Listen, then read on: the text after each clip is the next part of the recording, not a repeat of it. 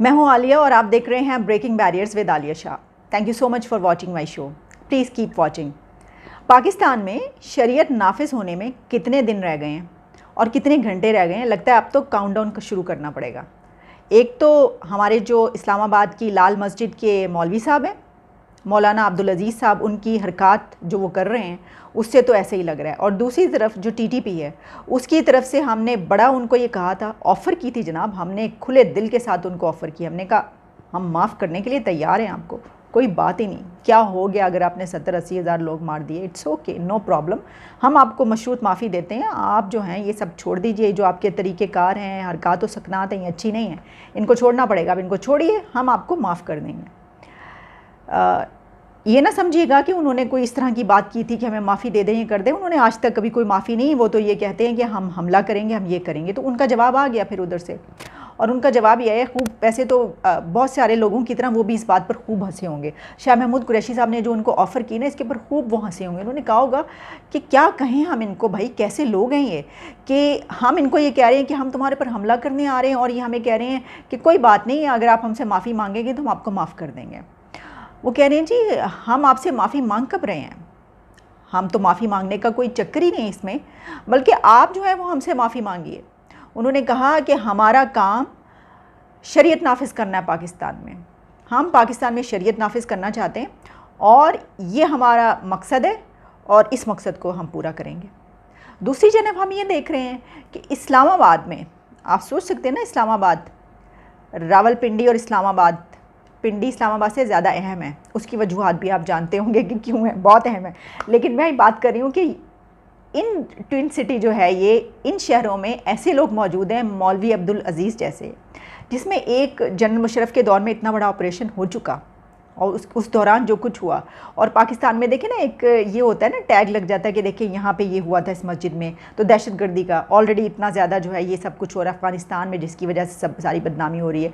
तो ऊपर से जो है हम एक तरफ से हम ये कहते हैं कि क्यों हमारा नाम लगा रहे हैं, चले ठीक है वो तो दूसरा मुल्क है, उस पर हो सकता है लोग गलत आपका नाम लगा रहे हो, खैर इस पर बहुत डिबेटेबल बात है। लेकिन मैं अब ये बात कर रही हूँ कि आप तो ये कह रहे हैं, तो आपके अपने मुल्क में ये काम हो रहा है। अब जो मौलाना अब्दुल अज़ीज़ साहब हैं, जब जामिया हफ्सा में अब तालिबान के ये फ्लैग्स लगाए गए हैं, उसके बाद वो उतरवाए कैसे गए आपको पता है? बड़ी कोशिश करके, कोई इतना आसान काम नहीं है उन लोगों से ये वाली बात मनवा लेना, इतनी अथॉरिटी है। जब पुलिस वहाँ पर पहुँची है, मैं आपको वीडियो, मेरे पास एक ऑडियो भी है, चले पहले मैं आपको वो वीडियो दिखाती हूँ, क्योंकि मैंने आपको जो वीडियो जो है मेरे पास मौजूद है नहीं दिखाई थी। मैं आपको वीडियो दिखाती हूँ, पहले आप वो देखिए कि जो वो पुलिस वालों से कह रहे हैं उनका आप बॉडी लैंग्वेज देखिए, और ये जो मैंने कहा ना काउंट डाउन कर लीजिए शरीयत नाफिज कितने दिन में होगी, तो ज़रा ये देखिए। उसके बाद मैं आपको उनकी, जब ये मामला तय हुआ तो उस वक्त उनका क्या मैसेज था वो भी सुनाऊँगी। पहले वीडियो देखिए। दिखाता हूँ, फ़ोन करो काल गैदर में लाखों बदकारी के अड्डे, वहाँ आप लोग क्यों नहीं जाते? क्या मैं तुम्हें क्या जवाब दोगे? ये बच्चियाँ नजर आती हैं आप लोगों को? इस नौकरियों से नौकरी छोड़ो, इसको अल्लाह और अच्छी नौकरियाँ देगा। इस नौकरियों पर तो लानत भेजो इसको। यहाँ तुम्हें, आपको ये बच्चियाँ नजर आती हैं, ये तो तालिबान आएंगे, पाकिस्तान के तालिबान भी आपका हशर कर देंगे इंशाल्लाह। हाथों लगाओगा।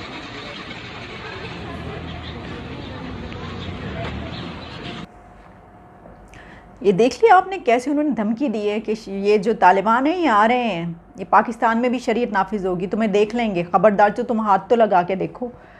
ये जो अथॉरिटी होती है ना, जो लहजा होता है, ये उस वक्त होता है जब आपको पता होता है कि आपको कुछ नहीं कहा जाएगा। अगर आपको डर हो ना कि आपको अभी चुक के ले जाएंगे यहाँ से और आपको डालेंगे और डंडे मारेंगे जेल में ले जाकर, और आपको खाना पानी नहीं देंगे और आपको लग पता जाएगा, इतना आपके ऊपर तशद्दुद होगा, तो फिर जो है वो कोई नहीं बोल सकता ऐसा। लेकिन जब आपको ये इल्म होना कि इट्स ओके, को सब कुछ जो है वो ठंड माहौल है, कोई मसला ही नहीं है, हम जो कुछ मर्ज़ी करें, हमें कोई कुछ नहीं कहेगा, तब आप इस तरह बोलते हैं। अब आप ये देखिए कि जब मसला एक और भी है कि जब इनके साथ कोई डायलॉग करने जाता है ना, ये भी प्रॉब्लम है। हमें याद है कि जब जनरल मुशर्रफ ने ये एक ऑपरेशन किया था इनके ख़िलाफ़, तो उस वक्त सब लोग जो थे वो कह रहे थे कि ये क्या कर रहे हैं, करो इनके ख़िलाफ़, करो इनके ख़िलाफ़। ख़ास तौर पर मीडिया, वैसे तो एक बड़ा, बहुत बड़ी जो एक कैटेगरी है वो तो इन्हीं की ज़हनियत की मालिक है, वो क्यों कहेगी ऐसी बात। और उसके बाद जब हो गया था और जब उसके अंदर जो हैं वो ज़ाहिर है कि क्या कहना चाहिए, बेगुनाह कहीं हम उनके माइंड्स को यही लोग इस तरीके से पोल्यूट करते हैं ना, उनको बनाने वाले। लेकिन मारे गए जो तालिबात थी, तलबा थे कई, और उसके अलावा इनके जो भाई थे मौलवी अब्दुल रशीद, वो भी मारे गए। तो फिर बहुत दुख हुआ सबको कि आखिर पाकिस्तानी यानी एक अगर मदरसा है वहाँ पर ऐसा उन्होंने, उनकी गलती थी ये करना, फिर तो ये बड़ी प्रॉब्लम रहती है यहाँ पर। अब जब उनसे डायलॉग करने कोई जाता है ना, तो वो एक अथॉरिटी के साथ डायलॉग नहीं करते ना, क्योंकि एक तो ये भी कि भाई ये तो बड़े अच्छे मज़हब मानने वाले, जहाँ पर बस मज़हब का नाम आ जाए, चाहे सबसे करप्ट से करप्ट मौलवी हुआ हो, तो आप मज़हब के नाम पर कहते हैं नहीं नहीं इसको कुछ ना को। मसला तो ये भी है ना। तो ये अब मैं आपको ऑडियो सुनाती हूँ कि जो इनके अंदर तय पाया और उसके बाद उन्होंने क्या कुछ कहा, अपने लिए क्या क्या डिमांड की और क्या अपनी डिमांड्स मनवाई हैं बात मानने के लिए। ये सुन लीजिए। बिस्मिल्लाहिर्रहमानिर्रहीम। बाज़ अहबाब ये पूछ रहे हैं कि जामिया हफ्सा के अंदर जो झंडे लगाए गए थे तालिबान के, वो इंतज़ामिया के आमद हुई, मुज़ाकरात हुए, उतारे गए, तो वो किन शराइत पर उतारे गए। पहले भी इससे कबल यही तय हुआ था कि पाकिस्तान में इस्लामी निज़ाम की पेशरफ्त होगी। तो आज हमारा बुनियादी मुतालबा तो यही था कि इस्लामी निज़ाम की पेशरफ्त होनी चाहिए, और हमारा बुनियादी मुतालबा है। और इसके साथ साथ ये है कि लाल मस्जिद जामिया हफ्सा, जामिया फ़रीदिया मेरे जाने पर पाबंदी नहीं होगी, और इसके साथ साथ जामिया हफ्सा H11 की जो मस्जिद है उसको खोला जाएगा, और उसमें इमाम और मुअज्जिन की इजाज़त दी जाएगी ताकि वो मस्जिद आबाद हो सके। तो ये उन्होंने इस पर, और फिर अल-फलाह मस्जिद के हवाले से भी बात हुई कि यहाँ मुअज्जिन और इमाम और मुअज्जिन जो होगा वो कोई बेहतर रखे जाएंगे। जो अब फ़िलहाल हैं वो एक तो हमारे जामिया सईदा हफ्सा की मुखालफत बहुत करते हैं, और दूसरा बहुत कमज़ोर भी हैं, उनकी क़िरातें और अज़ानें बहुत कमज़ोर हैं। तो उन्होंने इस बात पर आमादगी ज़ाहिर की कि ठीक है हम इन सब बातों को मानेंगे और हुकूमत से मनवाएंगे। तो इस बात पर बहरहाल फिर मशवरे से तय हुआ कि चंद दिन के लिए झंडे उतार दिए जाएँ। तो झंडे उतारे गए।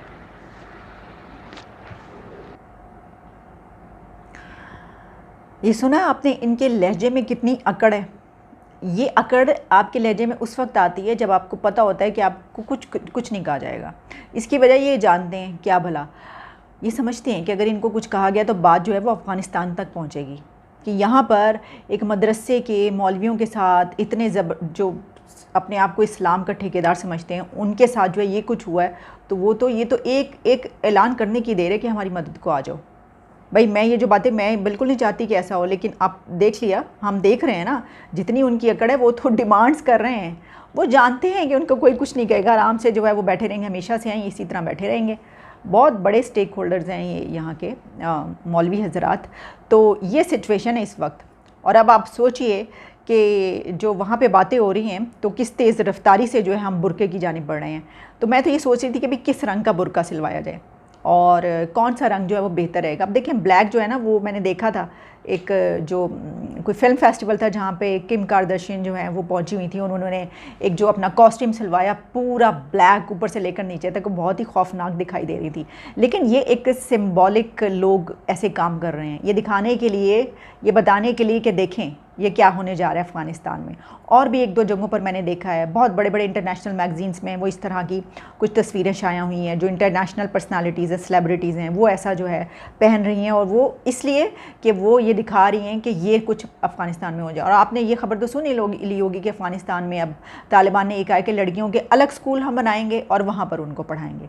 यानी इसका मतलब ये हुआ कि अभी जो है वो नहीं पढ़ेंगी, इतनी बड़ी तादाद में स्कूल नहीं बनाए जाएंगे, उसके बाद उनको लड़कियों को उसमें डाला जाएगा और फिर उसमें पढ़ेंगी। यानी वो जो एक मिक्स एजुकेशन है, को एजुकेशन, उसके लिए वो तैयार नहीं है किसी सूरत में, और वो कह रहे हैं कि इनको नहीं पढ़ाएंगे। तो अब देखिए वो कब बनते हैं, ना उनके पास पैसा होगा, अभी तो उनको पैसे नहीं मिल रहा।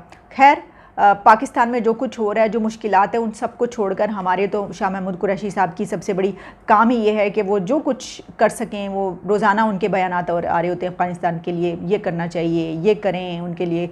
ज़रूर खुराक वगैरह तो जाहिर है कि वो हर कोई कहेगा कि वहाँ पे वो सब चीज़ें जो एड है वो पहुँचाएँ, लेकिन इतनी फ़िक्र दूसरे कंट्री की नहीं होनी चाहिए कि आपको अपना मुल्क भूल जाए कि यहाँ पर क्या हो रहा है। ये भी देखने वाली चीज़ें हैं।